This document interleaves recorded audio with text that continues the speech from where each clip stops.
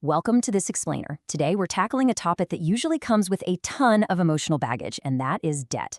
Most of us are taught from a very young age that debt is basically a four-letter word, something strictly bad, something you have to avoid at absolutely all costs. But the truth is actually a lot more nuanced and, honestly, a lot more fascinating than that. The premise we're going to explore today is that debt isn't inherently good or inherently bad. It's a completely neutral financial tool, and just like any tool, the outcome depends entirely on who's holding it. So today, we're going to master the financial alchemy of debt. Okay, let's dive right into this with a tale of two borrowers. Picture this. Two different people walk into a bank today, and they both borrow the exact same amount of money, $30,000. Now, borrower A takes that 30 grand and uses it to buy commercial landscaping equipment for their brand new business. Because of that equipment, they can suddenly take on bigger contracts, and boom, they're generating an extra $40,000 in income every single year. Borrower B, on the other hand, they take their 30 grand and totally splurge on designer goods and a high-end vacation, things that literally lose their value the second they're purchased. They both took on the exact same amount of debt, but their financial lives are heading in completely opposite directions. And really, that's the core of financial alchemy. And this brilliantly illustrates a quote from our source material that perfectly reframes this entire concept. Debt is a tool. Like a hammer, it can help you build a house, or it can smash your thumb if you aren't careful. If there's one thing I want you to take away from this explainer, it's this exact mindset shift. By neutralizing that fear and the emotional baggage we all have around borrowing, we can actually start to view debt objectively. It's not a monster under the bed, it is simply a lever. You're in the driver's seat, and you control exactly how that lever gets pulled. So here is our roadmap for today. We'll cover 1. The alchemy of debt, 2. What is good debt, 3. The trap of bad debt, 4. When good debt turns bad, 5. The 5 debt questions, and finally, 6. Your financial action plan. Section 2. What is good debt? Investing in your future self. The crucial starting point here is getting the definition right. Good debt is any borrowing that has a reasonable chance of increasing your net worth or your income over time. It's really that simple. If the money you're borrowing helps you make more money than the interest you're paying on the loan, well, that debt is acting as a ladder for wealth building. You are effectively leveraging someone else's money to grow your own financial footprint. Let's look at a concrete example from our sources to put this into perspective. Meet Maria. Maria decides to take out a $20,000 student loan to finish a specialized nursing program. Now, obviously, she has to pay interest on that money, and signing up for a $20,000 loan can definitely feel scary. But let's look at the return on that investment. Once Maria graduates and actually gets her certification, her annual salary jumps by $25,000 every single year. Because she leveraged that initial loan to secure a massive permanent increase in her earning power, she easily outpaces the cost of the interest. This is the absolute textbook definition of good debt. Moving on to Section 3, the trap of bad debt, financing consumption. Now, if good debt is a ladder, bad debt is literally a heavy weight tied to your ankle.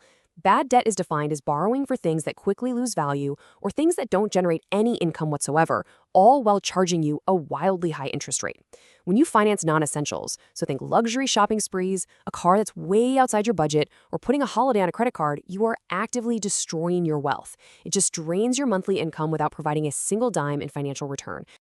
Let's see how this trap actually builds with the story of John. John is tired, he really wants a break, so he decides to book a $5,000 vacation. He doesn't have the cash on hand, so he puts it on a credit card with a punishing 24% annual percentage rate, or APR. He goes on the trip, has an amazing time, and comes back. But here is the tragic part of bad debt. The asset, in this case, the vacation itself, is gone in a week. It simply vanishes into thin air. But because John is only making the minimum payments on a 24% interest card, that debt is going to haunt his bank account for years to come. The debt dramatically outlasts the value of the purchase. All right, Section 4, when good debt turns bad, the profitability paradox. Now, what's really fascinating here is the duality of debt. Even traditionally safe debt isn't entirely foolproof. Take a mortgage, for example. The growth factor is property appreciation, but the risk factor? A market drop where you end up owing more than the house is actually worth. Or what about a student loan? The growth factor is an income boost, exactly like Maria had.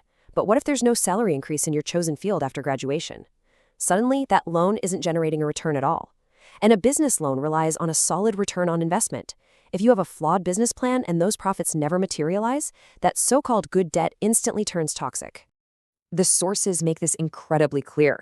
Overborrowing and high interest rates can absolutely ruin the wealth-building potential of any asset. Taking out a loan that is simply too large for your monthly budget or accepting an unreasonable interest rate turns a great idea into a really bad reality. A business loan is only good debt if it's backed by a sound plan and reasonable terms. If the cost of the debt outweighs the benefits of the asset, you're in bad debt territory, regardless of what it is you actually bought. Section 5. The 5 Debt Questions, your evaluation framework. I want you to really think about this for a second. When you're sitting across from a loan officer or you're staring at an online checkout screen, how do you actually tell good debt from bad debt in the messy real world, right in that very moment of decision? Well, you use this exact 5-step checklist. You must ask yourself these 5 questions before you ever sign any loan paperwork. Number 1, will it increase my income? Number 2, will the asset appreciate in value over time? Number 3, is the interest rate actually reasonable or is it going to eat me alive? Number 4, can I comfortably repay it without putting my monthly budget in a chokehold? And number 5, and I think this is the most psychological one, would I still buy this if I had to pay cash later? If your answer is no, you are likely just financing consumption. Run every single debt decision through this gauntlet. And finally, Section 6, your financial action plan, steps to master your money. To stay completely out of the wealth trap, you need to make these foundational moves. First, prioritize paying off any high-interest consumer debt. Get rid of that 24% APR credit card balance as fast as humanly possible. It is literally a financial emergency.